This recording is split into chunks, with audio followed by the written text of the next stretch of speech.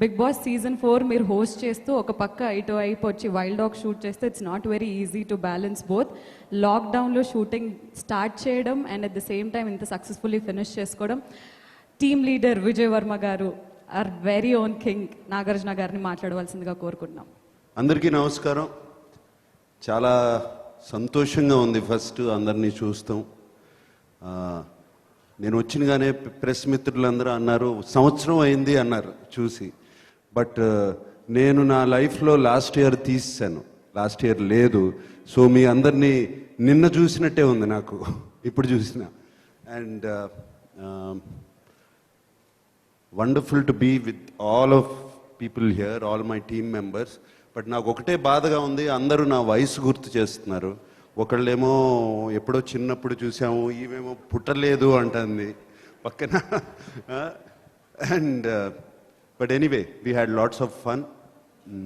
నా team members actual పేర్లు అసలు నాకు గుర్తుండవు, కన్ఫ్యూజింగ్గా ఉంటుంది. నేను ఎప్పుడు కాలేబ్, హశ్వంత్నేమో యశ్వంత్ అండ్ అలీ, రుద్ర ఇలాగే పిలుచుకున్నాను. అండ్ ఆర్య, వీళ్ళందరితో సినిమాలో వర్క్ చేస్తాం చాలా చాలా సంతోషంగా, చాలా హ్యాపీగా ఉంది. యాక్చువల్గా వాళ్ళు ఇచ్చే ఎనర్జీ కానీ, వాళ్ళకి ఉండే హంగర్ కానీ సినిమాలో చేయటం. And that was a beautiful experience. Also Solomon, నాకు సోలమన్తో పరిచయం ఫస్ట్ ఊపిరి సినిమాతో. ఊపిరికి ఆయన dialogues, story, he was behind the ఊపిరి. అండ్ అప్పుడే అనుకున్నాను వెరీ టాలెంటెడ్ మ్యాన్, తప్పకుండా ఈయన సినిమా చేస్తే బాగుంటుందని. And Niranjan, my dear friend, ఈ కథ తీసుకొచ్చి సినిమా చేద్దాము అన్నప్పుడు తప్పకుండా సోల్మన్ అని పేరు చెప్పింది, ఓకే అన్నాను. ఈ కథ గురించి మాట్లాడాలంటే మనందరికీ చాలా క్లోజ్, మనందరికీ ఎప్పుడో సంబంధం ఉన్న కథ. ఎస్పెషలీ హైదరాబాద్ పీపుల్కి, హైదరాబాద్లో ఉన్న వాళ్ళకి ఇది వాళ్ళకి సంబంధించిన కథ.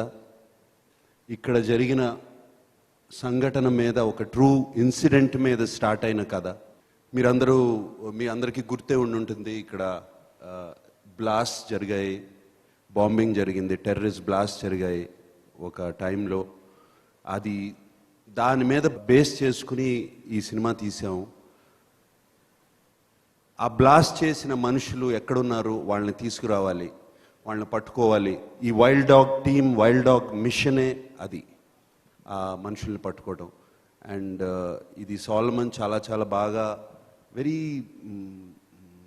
ఏమంటాను, ఒక చక్కటి కథ, ఒక చక్కటి పుస్తకంలో, ఒక థ్రిల్లర్ బుక్లో చేసినట్టు ఆ సీక్వెన్సెస్ కానీ అవి కానీ అన్నీ ఒక ఫ్లోలో వెళ్తూ ఉంటాయి సినిమా అంతా. అండ్ దాంట్లో నా కింద పనిచేసే టీం మెంబర్స్ వీళ్ళందరూ. అండ్ వాళ్ళు ఆ మెంబర్స్ కూడా, ఆ మెంబర్స్ లైఫ్స్ కూడా ట్రూ లైఫ్ ఇన్సిడెంట్స్ మీద బేస్ చేసి తీసుకున్నారు. వాళ్ళు దేశం కోసం ప్రాణాలు ఇస్తాకైనా రెడీ ఎనీ టైం, పెద్ద దాని గురించి ఆలోచించరు. అండ్ నాకు బాగా నచ్చిన డైలాగు సినిమా రుద్ర చెప్తాడు, సినిమాలో ఒక డైలాగ్ ఉంది, ఏంటి మరి ఇది, ఈ మిషన్కి వెళ్ళాలంటే ఇది ఒక సీక్రెట్ మిషన్, మనకేమైనా అవుతే ఎవరికి తెలీదు, మన గురించి ఫోటోలు పెట్టరు పేపర్లో, మనకి ఒక పేరు ఉండదు, మనకు ఒక గ్రాండ్ వెల్కమ్ ఉండదు, అక్కడ జైల్లో ఉంటే అక్కడే జైల్లో వదిలేస్తారు అన్నప్పుడు, ఏం పర్లేదు సార్, మా అమ్మ, వాళ్ళ అమ్మకి పెద్ద కొడుకు పోయినప్పుడు నాకు ఇంకా 2 కొడుకులు ఉన్నారు పోవటానికి, దేశానికి ప్రాణాలు ఇస్తాకి అని చెప్పి ఒక డైలాగ్ ఉంది. అది బాగా నచ్చిన డైలాగ్ నాకు. అండ్ ఈ cinema exactly goes on that theme. This team, wild dog team, దేనికైనా తెగిస్తారు, దేనికైనా సాక్రిఫైస్ చేస్తారు.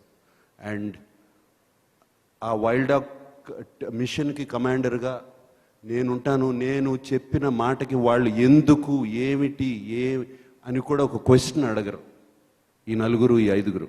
నో క్వశ్చన్స్, ఇమీడియట్లీ ఎగ్జిక్యూట్ చేసే ఇది. అండ్ సియామి, ఆర్య ఒక రా ఏజెంట్గా చేస్తుంది. మిగతా వాళ్ళంతా ఎన్ఐఏలో ఉన్న టీము. అండ్ ఇక్కడ అన్ని వెపన్స్ పెట్టాము. దీంట్లో కొంచెం రియల్ వెపన్స్ కూడా ఉన్నాయి యాక్చువల్గా, అన్నీ డమ్మీ కాదు. ఇవన్నీ యాక్చువల్గా బుల్లెట్లు పెడితే ఫైర్ అవుతాయి. అండ్ యాక్చువల్గా అథెంటిక్గా ఉంటాకి రియల్ వెపన్స్ కానీ అవన్నీ తీసుకుని వాడాము త్రూ అవుట్ ద ఫిలిం. మీ అందరి మైండ్లో ఈ క్వశ్చన్ కూడా ఉండుండొచ్చు, ఓటీటీలో నెట్ఫ్లిక్స్లో రిలీజ్ అవ్వాలి ఈ సినిమా అని. అండ్ ఎస్, నవంబర్ టైంలో సినిమా అయిపోయింది. ఏం చేయాలి, ఈ కోవిడ్కి ఏంటి మార్గం, థియేటర్లో రిలీజ్ అవుతే మనుషులు వస్తారా, ప్రేక్షకులు వస్తారా చూస్తాకి థియేటర్లో, ఒకవేళ థియేటర్స్ ఓపెన్ అయినా వస్తారా అని మా అందరి మైండ్లో doubt, especially Niranjan, Solomon and myself, మా మైండ్లో ఉన్న డౌట్ అది. అండ్ అప్పుడు సినిమా ఫినిష్ చేసాం. సినిమా ఫినిష్ చేసేసిన తర్వాత ఓటీటీకి ఓకే, మాకు ఓటీటీ వాళ్ళు చక్కటి ఆఫర్తో మమ్మల్ని రీచ్ అయ్యారు చేస్తామని. సో మేము ఆలోచించుకుని ఎస్, ఇప్పుడు రేపు సినిమా థియేటర్లు రిలీజ్ అవ్వచ్చు, రిలీజ్ అయితే మనం రిలీజ్ చేస్తాం, కానీ వస్తారో తెలీదు అని చెప్పి అనుకుని ఓకే అన్నాం. బట్ సంక్రాంతి వచ్చేటప్పటికి క్రాక్ అనే సినిమా రిలీజ్ అయింది. చక్కటి కలెక్షన్స్, ఫెంటాస్టిక్ ఓపెనింగ్స్, మంచి హిట్ అయింది. అలాగే ఫిబ్రవరి 11th వచ్చేటప్పటికి ఉప్పెన, అది పెద్ద హిట్ అయింది. ఒక కొత్త కుర్రాడితో, కొత్త అబ్బాయితో, కొత్త హీరోయిన్, కొత్త హీరోతో పెద్ద హిట్ అయింది. సో మంచి సినిమా తీస్తే డెఫినెట్గా చూస్తారు అని గట్టి నమ్మకం వచ్చింది మా అందరికీ. సో ఆ ఓటీటీ నుంచి పుల్ బ్యాక్ చేసి ఇది యాక్చువల్గా ప్లాన్ చేసింది, దీనికి ఉన్న స్పాన్ కానీ, బిగినింగ్ నుంచి ద స్టోరీ కానీ, నంబర్ ఆఫ్ లొకేషన్స్ తీసింది, ద యాక్షన్ సీక్వెన్సెస్, ఎన్ని తీసిని, ఎన్ని ప్లాన్ చేసిని థియేట్రికల్ రిలీజ్కి. ఒక పెద్ద స్క్రీన్ మీద చూడాలి, ఒక డిటిఎస్ సౌండ్లో చూడాలి, ఎందుకంటే దాన్ని డిజైన్ చేసి సౌండ్ డిజైనింగ్ కూడా అలాగే చేశారు. బుల్లెట్స్ ఎక్కడి నుంచి వస్తున్నాయి, బాంబ్ ఎక్కడ పేలుతుంది, సౌండ్ ఎక్కడి నుంచి వస్తుంది, అండ్ ఫుట్ స్టెప్స్ ఎక్కడి నుంచి వస్తున్నాయి, ఇటువంటి అన్ని డిజైన్ చేసి తీసిన సినిమా ఇది. సో ఇది థియేటర్లో రిలీజ్ చేయాలని అనుకుని ఇమీడియట్గా పుల్ బ్యాక్ చేసి, Niranjan very sharp smart lawyer కదా, ఎట్లాగో వాళ్ళతో మాట్లాడి లాగేసుకుని దాన్ని వి decided to release the film in theaters. So this is not an OTT film. ఇది ఓటీటీ ప్లాట్ఫామ్ మీద ఇప్పటి వరకు ఉన్నది, అది ప్లీజ్ అది మర్చిపోండి, అది ఓటీటీ ఫిలిం కాదు. ఎక్స్క్లూజివ్గా థియేటర్స్లో రిలీజ్ కాబోతుంది ఈ cinema. And it is releasing on April 2nd. April 2nd we are releasing the film. And actually మా అందరిది సాల్మన్ అన్నట్టు 18 months, right? 18 months కాపురం అండ్ ప్రెగ్నెన్సీ చేసాము మేమందరం. అండ్ మా అందరికీ ఎప్పుడు రిలీజ్ అవుతుందా ఏంటి అని ఉన్నాము. ఎందుకంటే ప్రతి వాళ్ళు తీసిన సినిమా చాలా బాగుందని చెప్తారు, మేము కూడా అలాగే చెప్తున్నాం బాగుందని. బట్ అదే ఎక్సైట్మెంట్తో వెళ్తున్నాము. ఈ సినిమా రిలీజ్ అవుతుంది April 2nd. And yes, and I'm wishing not just myself, all my team members, especially కొంతమంది కొత్తగా తెలుగులోకి వచ్చారు, వాళ్ళందరికీ ఇది ఒక పెద్ద సక్సెస్ అవ్వాలి, వాళ్ళందరికీ ఒక స్టెప్పింగ్ స్టోన్ అవ్వాలి తెలుగు ఇండస్ట్రీలో. అలాగే సాల్మన్ కూడా ఒక మంచి స్టెప్పింగ్ స్టోన్ అవ్వాలి, ఇది ఒక పెద్ద హిట్ అవ్వాలి. నిరంజన్ గురించి మీ అందరికీ తెలుసు, ఆయన చేసిన, ఇందాక నా గురించి మాట్లాడాడు, బట్ ఆయన గురించి మాట్లాడాలంటే ఒక క్షణం కానీ, నాతో పాటు ఒక గగనం అనే సినిమా తీశారు, Kshanam, Ghazi, all very very different films, experimental films అన్న నేను. అవన్నీ హిట్ అవుతుందనే తీశారు ఆయన. అది ఏదో ఎక్స్పెరిమెంట్ చేస్తున్నానని తీయలేదు, ఇది జనానికి నచ్చుతుంది, ఆయనకు ఒక గొప్ప నమ్మకం. ఎటువంటి కథ, ఎటువంటి జానర్ అయినా సరే బాగా తీస్తే, అది ప్రేక్షకులకు అర్థమయ్యేటట్టు తీస్తే, ప్రేక్షకులకు నచ్చేటట్టు తీస్తే తప్పకుండా చూస్తారని గట్టి నమ్మకం. అండ్ ఆయన ఫస్ట్ సాహసం ఇది, ఈయన ఈ సినిమా తీయాలని. దాని తర్వాతే కదా నా దగ్గరికి వచ్చింది. And I like to thank Niranjan. And please Niranjan, keep making movies, very I'm not saying different from other movies, keep making movies which really entertain people, and దానికి ఒక మీనింగ్ కూడా ఉండాలి. అండ్ ఎందుకు తీస్తున్నామని దట్ నిరంజన్ తీసే సినిమా ప్రతి సినిమాలో ఉంటుంది. And also Solomon keep writing great scripts and directing. And Saiyami, we wish to see you more in Telugu. Okay, and all of you guys, I wish you all the best. And Srimuki, I'm so happy to see you. Thank you sir. Thank నిన్ను అక్కడే చూసాను అప్పుడు big boss లో. దాని తర్వాత మళ్ళీ కనపడలేదు నాకు. Yes long time sir. కోపడ్ ఉంటా కదా, కోపడలేదా? లేదు సార్, లేదు కదా. లేదు లేదు. ఈయనే కొంచెం కోపడ్డా. సార్ వైల్డ్ డాగ్ లాంటి సినిమాకి స్టంట్స్ చాలా ఇంపార్టెంట్. అండ్ శ్యామ్ కౌశల్ గారు అండ్ అలాగే డేవిడ్ ఇస్మెలోన్ అని ఫాస్ట్ అండ్ ఫ్యూరియస్ కి కూడా చేశారు. వాళ్ళిద్దరి గురించి. శ్యామ్ కౌశక్ గారు అండ్ ఆయనకున్న ఒకసారి మీరు IMDbలో కానీ ఎక్కడ కానీ మీరు ఆయన పేరు టైప్ చేస్తే ఆయన ఫిల్మోగ్రఫీ చూస్తే హాలీవుడ్ సినిమాలే కాదు, ఈవెన్ హిందీ ఫిలిమ్స్లో the type of films is done is incredible. And ఆయన ఒక పెద్ద ఎసెట్. అలాగే తమన్ మాకు బ్యాక్గ్రౌండ్ స్కోర్ చేస్తున్నారు ఈ సినిమాకి, ఆయన ఒక పెద్ద asset. And Shaneil is incredible. నేను అసలు ఆ పంచెస్ ఎలా పట్టుకుంటున్నావు, ఎలా పరిగెత్తున్నాడు కెమెరా వెనకాల, మనుషుల వెనకాల కెమెరా పట్టుకుని, ఇట్ ఈస్ ఇంక్రెడిబుల్. అండ్ మేము రెడీ అనే లోపలే ఆయన రెడీ అంటున్నాడు.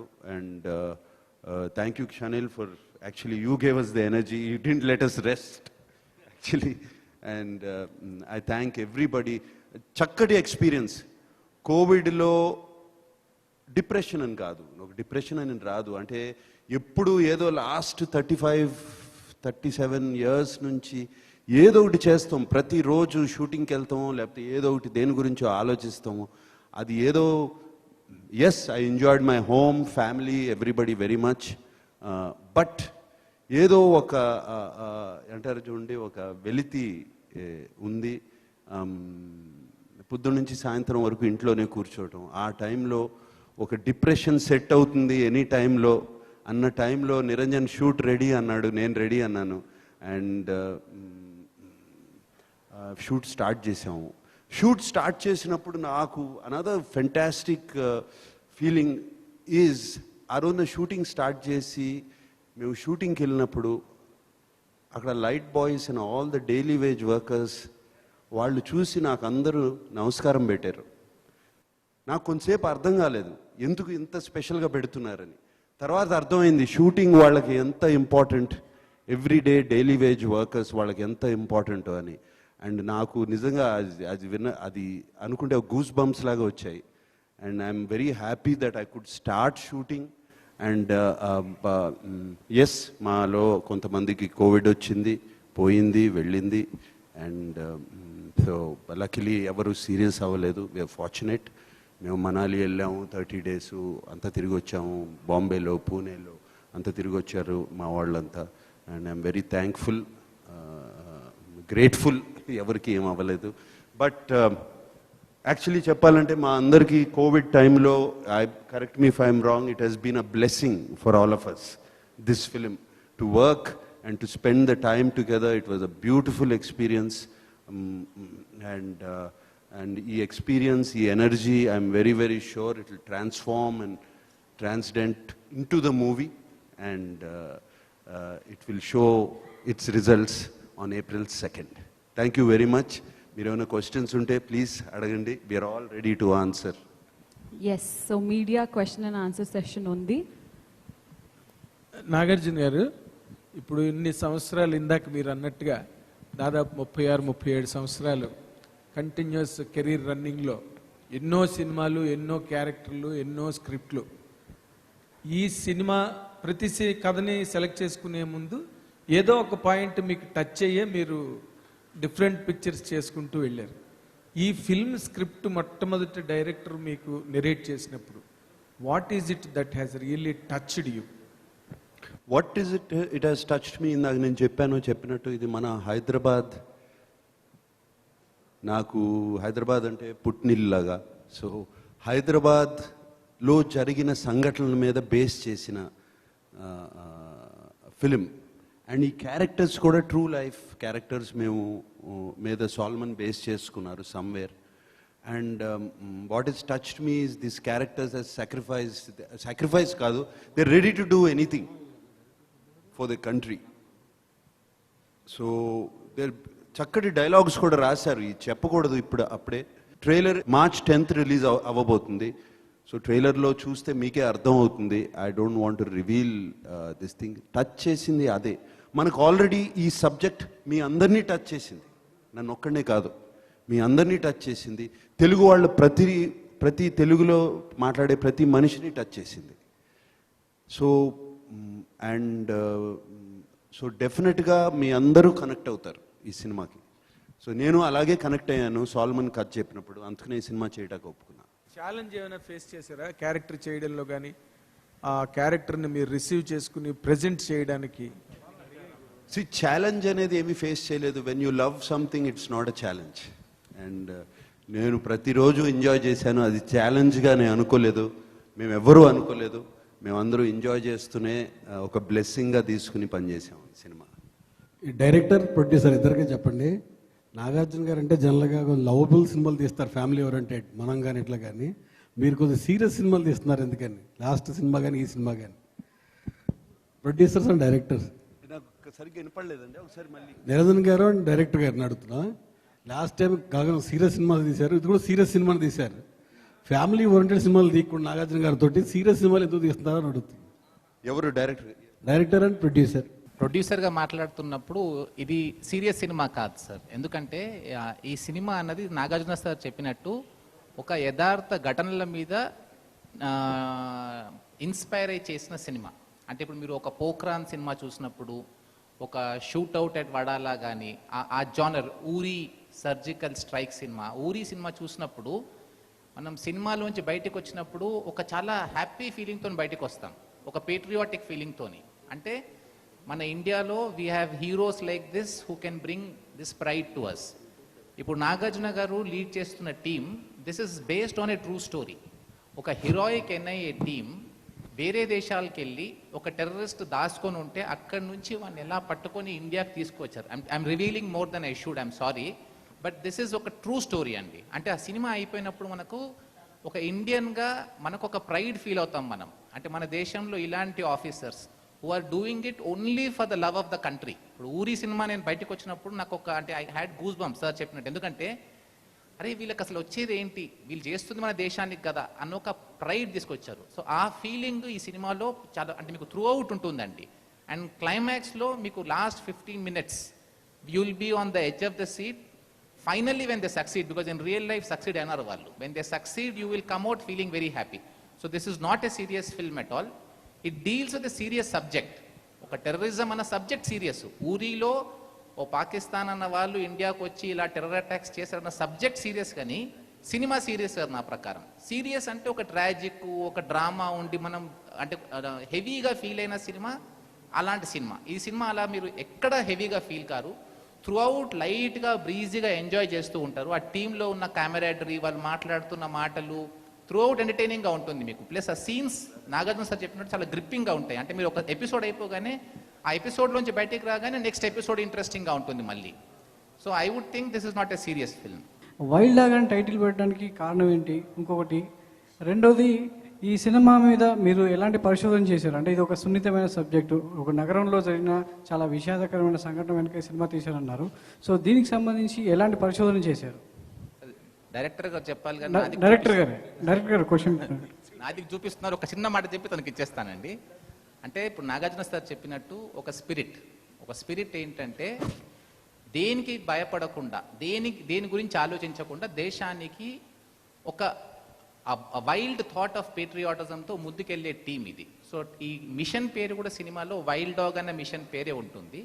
సో టైటిల్ పెట్టినప్పుడు ఆ సినిమా థీమ్ మీద వెళ్దాము, స్పెసిఫిక్గా ఒక అంటే title must convey what the film spirit is about అన్న కాన్సెప్ట్లో ఇలా టైటిల్ పెట్టామండి.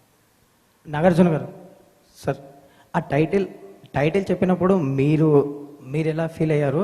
అంటే ఇంకేమైనా చేంజ్ చేద్దామని ఏమైనా అనుకున్నారా? అంటే టైటిల్ చెప్పగానే అందరు సర్ప్రైజ్ అయ్యారు. టైటిల్ చెప్పగానే ఎస్ కొంచెము సర్ప్రైజ్ అయ్యాను. బట్ ద రీజనింగ్, వాళ్ళు ఇచ్చిన రీజనింగ్, సాల్మన్ కానీ నిరంజన్ గారు కానీ ఇచ్చిన reasoning was perfect. Wild dog అనే మీరు యాక్చువల్ దాని బ్యాక్గ్రౌండ్ చూసుకుంటే, wild dog in the jungle, అది it can hunt any kind of a prey. ఒక వైల్డ్ డాగ్స్ ఒక 4-5 కలిపి ఒక సింహాన్ని కూడా చంపగలవు. They will hunt till the end. అసలు గివప్ అనేది ఉండదు. దాన్ని చంపి దాన్ని క్యాప్చర్ చేసే వరకు అది స్టాప్ చేయదు. So that is why this is that kind of a game. ఒక హంట్, యాక్చువల్లీ ఈ సినిమాకు ఒక హంట్ అని కూడా పేరు పెట్టచ్చు, వేట అని కూడా పేరు పెట్టచ్చు, బట్ కుదరదు. బట్ వైల్డ్ డాగ్ అది నాకు బాగా టచ్ అయింది, కరెక్ట్గా వర్కౌట్ అవుతుంది. అండ్ మిషన్ వైల్డ్ డాగ్ ఎలానా అనుకోవచ్చు మీరు, బట్ అండ్ నా క్యారెక్టర్ పేరు కూడా వైల్డ్ డాగ్ అనే నిక్ నేమ్ ఉంది. బికాస్ ద క్యారెక్టర్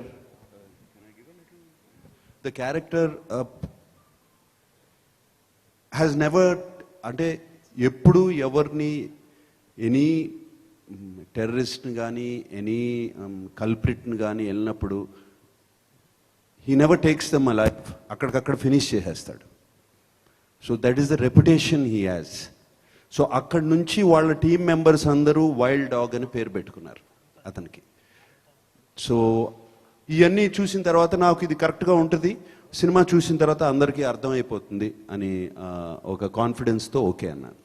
నాగార్జున గారు, ఇప్పటివరకు టెర్రరిస్ట్ నేపథ్యంలో చాలా కథలు వచ్చాయి, చాలా సినిమాలు వచ్చాయి సార్. ఈ కథ చెప్పినప్పటికీ వాట్ స్పెషాలిటీ, అంటే మీకు డిఫరెంట్గా అనిపించింది ఏంటి, ఈ సినిమా చేయాలని ఎందుకు అనిపించింది? అంటే డైరెక్టర్ గారు సాల్మాన్ గారు చెప్పినప్పుడు, అంటే ఇంతకుముందు ఒక కమర్షియల్ అంటే ఎక్స్పెరిమెంట్, ఖచ్చితంగా ఇది ఒక ఎక్స్పెరిమెంట్. ఇంతకుముందు గగనం కూడా ఒక ఎక్స్పెరిమెంట్లో చేశారు, బట్ అందులో కమర్షియల్ ఎలిమెంట్స్ మిస్ అయ్యాయి సార్.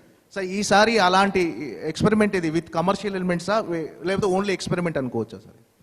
అంటే ఈ కమర్షియల్ ఎలిమెంట్స్ అని పెట్టుకుని ఒక కథ అనుకున్న తర్వాత కమర్షియల్ ఎలిమెంట్స్ ఇది ఉండాలి, ఒక సాంగ్ ఉండాలి, ఒక కామెడీ సీన్ ఉండాలి, అది అయ్యే కమర్షియల్ ఎలిమెంట్స్ అంటే అవి లేవు మా సినిమాలో గ్యారంటీగా.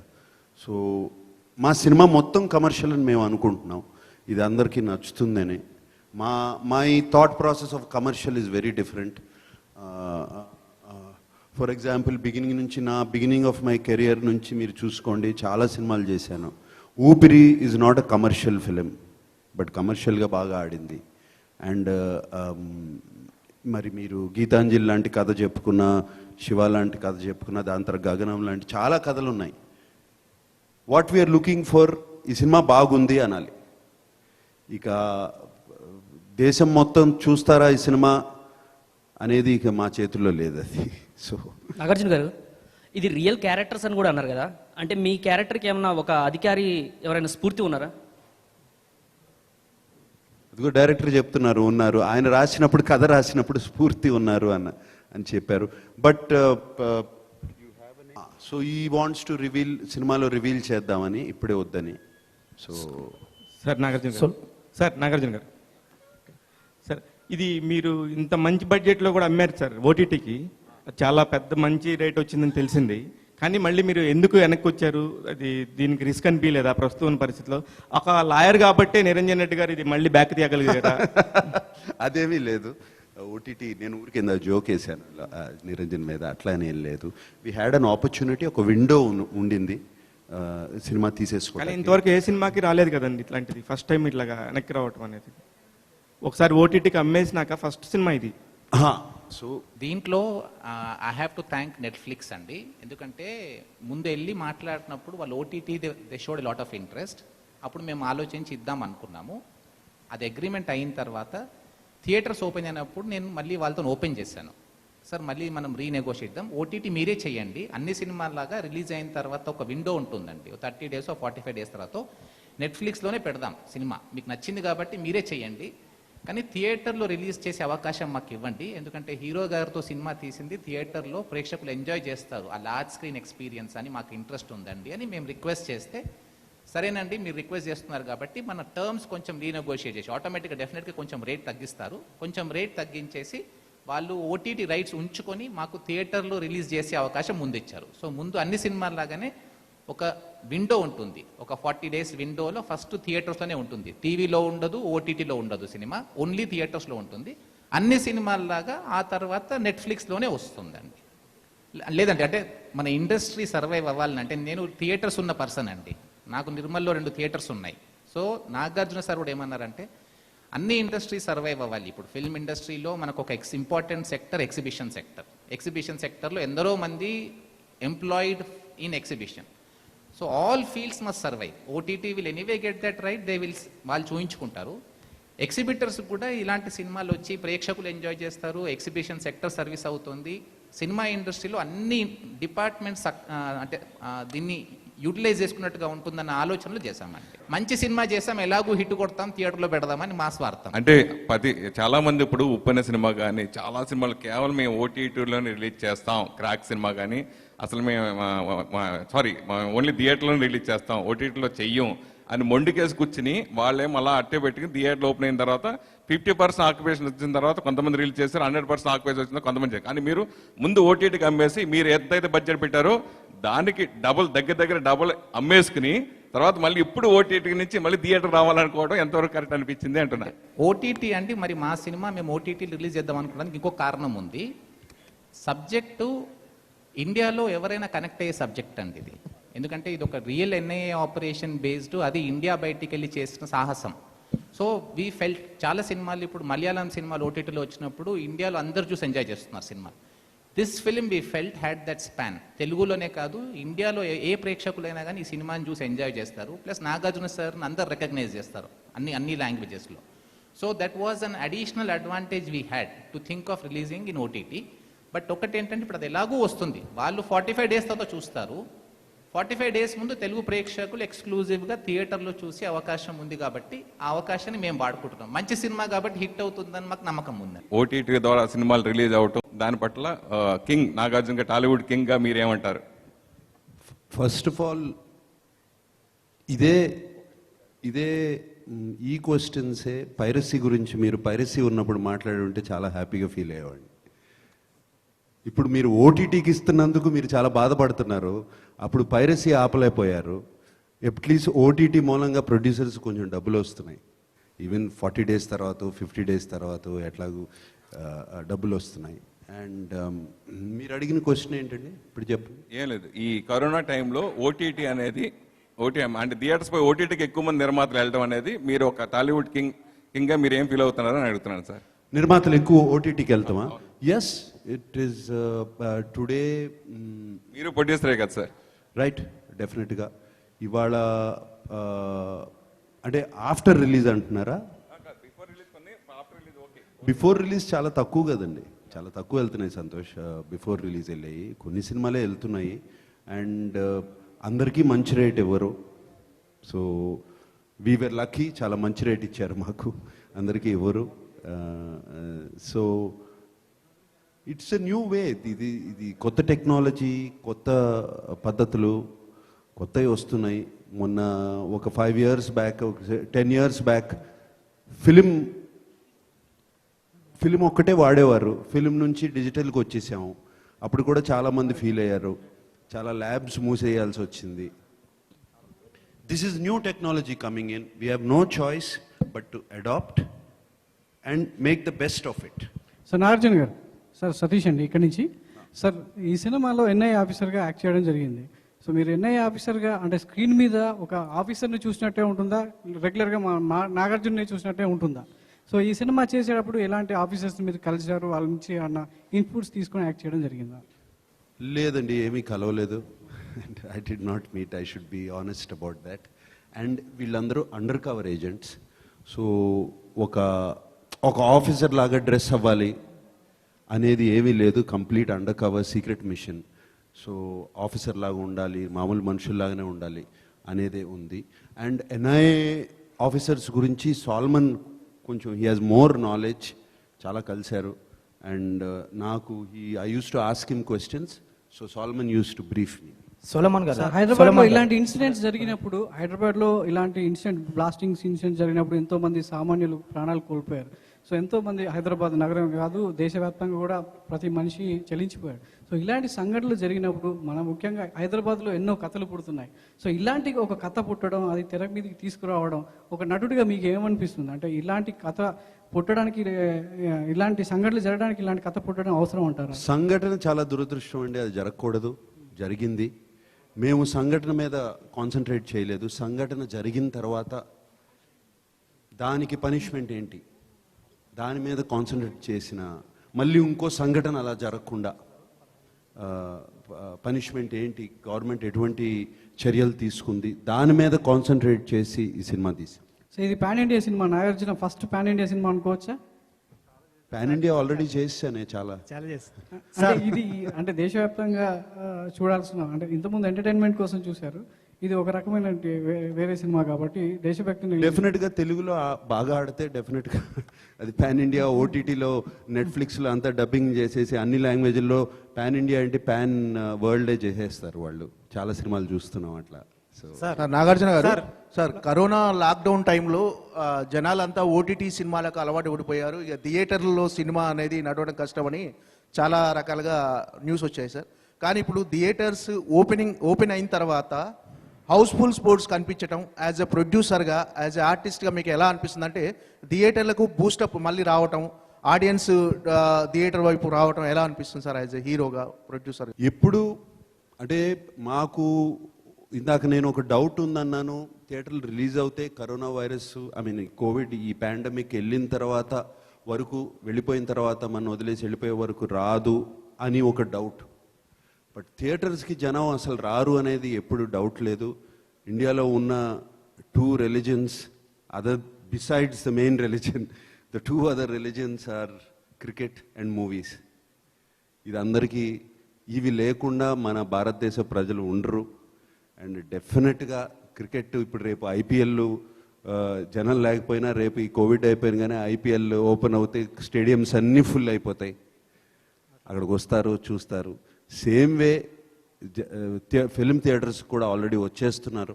ఇంకా పాండమిక్ కూడా వెళ్ళిపోలేదు, వెళ్ళిపోకుండానే వచ్చేస్తున్నారు. And I'm very happy about that. And నాకే కాదు, ఫుల్ ఫిల్మ్ ఇండస్ట్రీకి దీని మీద చాలామంది they have been depending on this, వాళ్ళందరికీ హ్యాపీ న్యూస్ ఇది. నాగార్జున గారు సెకండ్ ఈ సినిమాకి సీక్వెల్ చేసే అవకాశం ఉందా సార్? సార్ సెకండ్ మీరు వస్తున్నారు, 16 చైతన్య వస్తున్నాడు ఒకే నెలలో. గతంలో అలాగా నాన్నగారితో మీకు జరిగినట్టుంది సార్, మళ్ళీ ఇప్పుడు మీకు జరుగుతుంది, ఇది ఎలా ఫీల్ అవుతున్నారు సార్? ప్లస్ ఇంకోటి బంగారాజు గురించి క్లారిటీ ఒకటి ఏంటి, ఇప్పుడు 16 తను వస్తున్నాడు అంటే ఏంటి ప్రాబ్లము? లేదు ఇద్దరు ఒకేసారి రావడం అన్నది గతంలో నాన్నగారితో మీకు జరిగింది, మళ్ళీ ఇప్పుడు జరుగుతుంది, హ్యాపీయే. మీరు ఎలా ఫీల్ అవుతున్నారు? ఇంకోటి బంగారాజు ఎప్పుడు, దాని గురించి క్లారిటీ. ఆ రెండు నేను ఎలా ఫీల్ అవుతున్నానా, నాది 4 వారాలు ఆడాలి 2 వారాలు కాదు అని ఫీల్ అవుతున్నాను. అండ్ బంగారాజు ఎస్, సంక్రాంతికి ప్లాన్ చేస్తున్నాం, ఈ సంక్రాంతికైనా అట్లీస్ట్. లాస్ట్ సంక్రాంతికి కుదరలేదు, ఈ సంక్రాంతికి మళ్ళీ స్టార్ట్ చేసా, జరుగుతున్నాయి. సో హోప్ఫుల్లీ అన్నీ వర్కౌట్ అవుతే by June July shooting start చేద్దామని. Okay, thank you. సో నాకు సార్ ఇందాకే మీరు అనౌన్స్ చేయడం జరిగింది రిలీజ్ ఇస్ ఆన్ April 2 అని. ఒక రిలీజ్ డేట్ పోస్టర్ రెడీగా ఉంది, మీరు ఒక్కసారి పోస్టర్ లాంచ్ అని అంటే ఆ పోస్టర్ లాంచ్ అవుతుంది. Poster launch